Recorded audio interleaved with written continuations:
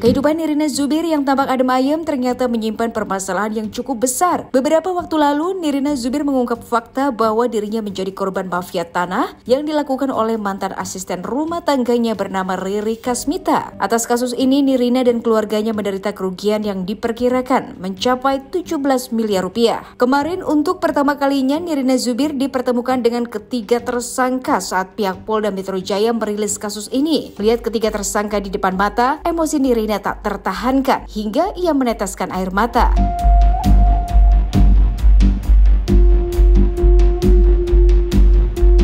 Jadi Nirina Zubir ini adalah salah satu anak daripada korban atas nama almarhum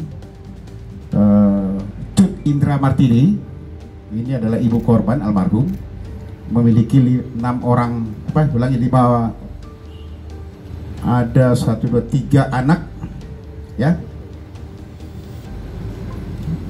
yang melaporkan ke Polda Metro Jaya bahwa adanya dugaan tindak pidana pemalsuan surat dan atau pemalsuan akta otentik, keterangan palsu ke dalam akta otentik yang asli.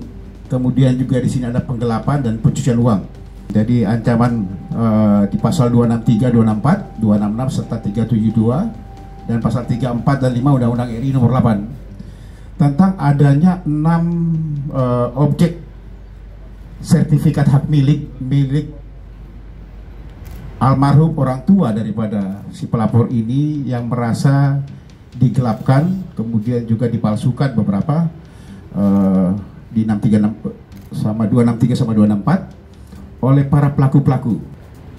Dari hasil laporan tersebut kemudian didalami oleh penyidik, berhasil mengamankan 3 orang pelaku ya. 3 orang pelaku yang kita amankan ini, ada 2 orang ini adalah suami istri yang merupakan mantan asisten rumah tangga daripada si korban atau almarhum. Kemudian 1 lagi tersangka adalah notaris ya, notaris yang berhasil kita amankan. Jadi 3 tersangka sekarang ini. Lagi 5 tersangka yang sudah kita amankan, 3 yang sudah saya jelaskan tadi, ada 2 lagi yang masih dalam pendalaman sekarang ini tapi sudah ditetapkan sebagai tersangka. Kenapa saya katakan ini belum selesai, ini masih terus berlanjut? Karena terus terang saja ini masih dalam pemeriksaan lagi dan nanti akan berkembang lagi. Cuma memang ramai karena pelapornya adalah public figure, sehingga teman-teman semuanya mengejar para penyidik untuk bisa disampaikan. Nah, ini saya sampaikan sekarang ini bahwa sekarang sudah 5 orang tersangka yang sudah kita amankan, 3 yang sudah ditahan, 2 ini masih dalam pemeriksaan. Kemungkinan akan ada lagi nanti tersangka lain, ini masih kita lakukan pendalaman karena ini akan berkembang lagi. Sebelumnya di sini saya saya juga harus menata emosi saya karena ini adalah pertemuan pertama saya setelah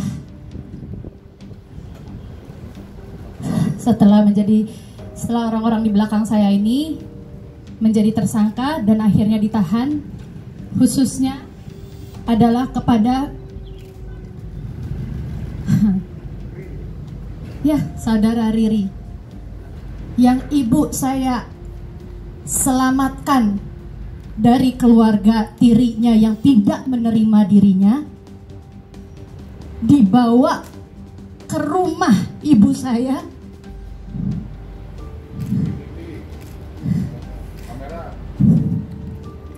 diberikan pekerjaan yang layak. Ini dia orangnya.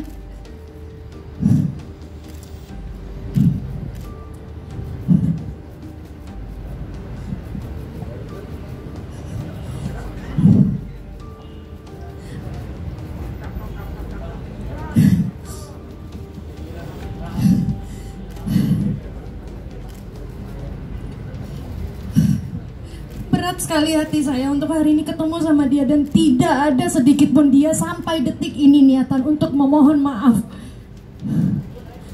Jalan aja, menatap mata saya dengan sebegitunya.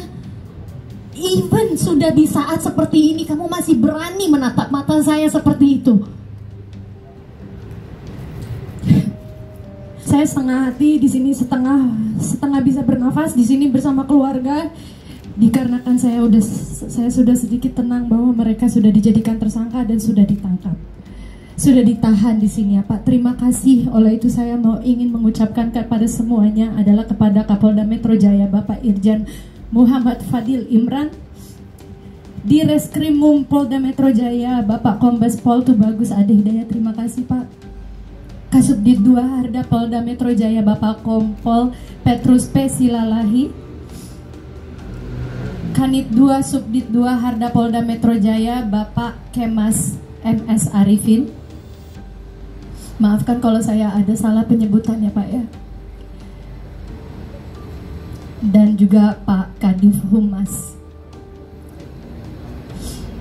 Saya sejauh ini seperti teman-teman ketahui bahwa sekarang ini yang menjadi pertanyaan dari teman-teman dari kemarin adalah bagaimana nih Mbak Nirina terhadap suratnya, akankah dijadikan kepemilikannya kepada ahli waris kembali.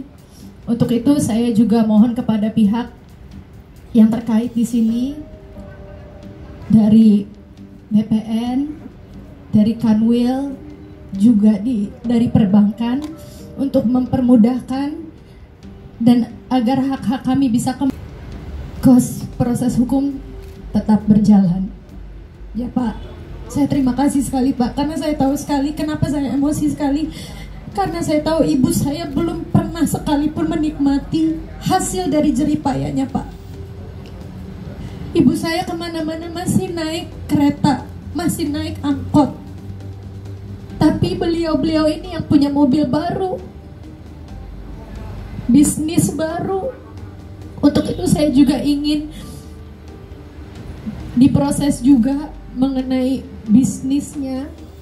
Minta tolong ya Pak ya, maksudnya peralihan dananya juga. Apakah bisnis frozen food yang dia jalankan sekarang sudah ada sampai 5 cabang? Ini merupakan hasil dari uang jeripaya ibu saya. Ini saya mengharapkan sekali melakukan penyidikan itu, dan saya ralat sekali lagi ya mengenai ART di sini adalah dia asisten dari ibu saya.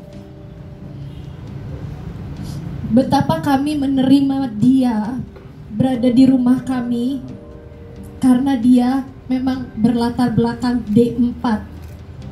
Walaupun keluarga tirinya tidak menerima, ibu saya tetap menampung dia untuk tetap menerima dia, memberikan dia kesempatan, memberikan kehidupan baik buat dia dan suami. Ya kita udah dapat laporannya, terus udah gitu ya kita sih semuanya jalankan sesuai prosedur saja. Tapi kan kita tinggal membuktikan bahwa yang dituduhkan ke kami itu tidaklah benar. Tidak ada yang ditutup-tutupi, ya silakan aja periksa gitu. Tapi itu sih nggak jadi masalah besar buat saya. Yang masih menyangkut di hati saya sebenarnya salah satunya adalah masih ada 2 orang notaris atau PPAT yang masih di luar sana. Padahal statusnya juga sudah tersangka, sudah diadakan pemanggilan tapi belum datang, masih melakukan kegiatan. Itu sih yang masih memberatkan saya. Walaupun memang sebenarnya ini masih baru langkah awal ya gitu. Tapi setidak-tidaknya kami di sini ingin menyuarakan kepada teman-teman semua bahwa di sini juga alhamdulillah tadi ada perwakilan dari BPN juga, istilahnya sekarang juga bisa membantu. Nah ini ya, ini suami istri yang tadi sudah ditahan. Ini yang adalah asisten ibu saya yang apa ya istilahnya, yang tinggal dan membantu ibu saya waktu itu. Jadi kembali lagi saya katakan mengenai ART di sini adalah dia mengasisteni ibu saya. Masih ini sampai detik ini tangan saya masih bergetar karena itu apa ya, sakit hati ya Mbak ya, sakit hati sekali gitu. Karena nanti saya akan sebarkan juga di Instagram saya, ada berapa kata-kata ibu saya ditulis gitu di nota. Dia pinjam uang berapa, dijanjikan minggu depan kembali. dia sudah ngambil segini segala macam, apa ya, jadi kok lu tega sih gitu, ibu saya sudah ngasih lu kehidupan lebih baik gitu, memperbaiki kehidupan lu, ternyata timbal baliknya seperti ini gitu. Jadi tadi nggak kuat saya, sampai sekarang aja sebenarnya saya menyebut namanya aja masih berat dan masih penuh dengan amarah ya gitu. Tapi ya hukum sudah berjalan, saya sudah bisa setengah napas, keluarga juga sudah lumayan plong, walaupun ini masih di awal ya, karena masih ada pengadilan juga dan juga keputusan nanti, dan kami juga masih belum tahu juga nanti proses kedepannya. Surat tanah kami juga akan secepat apa juga bisa kembali menjadi hak milik dari ahli waris lagi. Salah satu contoh, mama saya tuh orangnya nggak pernah ribet-ribet dan emang udah percaya. Ini adalah salah satu contoh pinjaman uang yang dilakukan oleh saudari Riri Kasmita, 250 juta hanya dengan kwitansi seperti ini saja gitu.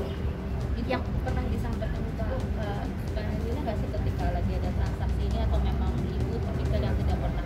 Ibu memang tipikal yang mama tuh kalau sudah ada masalah banget baru ngomong, jadi tidak ada masalah ya, maksudnya kalau masalahnya menurut dia masih bisa dia tangani sendiri, dia tidak cerita gitu loh, tidak akan melibatkan anak. Selama ini uang itu nggak pernah cerita, pengeluaran uang yang diberikan kepada ART itu nggak pernah cerita? Tidak pernah, karena dari awal sebenarnya kami keluarga juga sudah pernah gitu, maksudnya anak-anak juga udah pernah, Mam, tolong jangan terlalu percaya sama orang gitu, maksudnya apalagi urusan uang kan.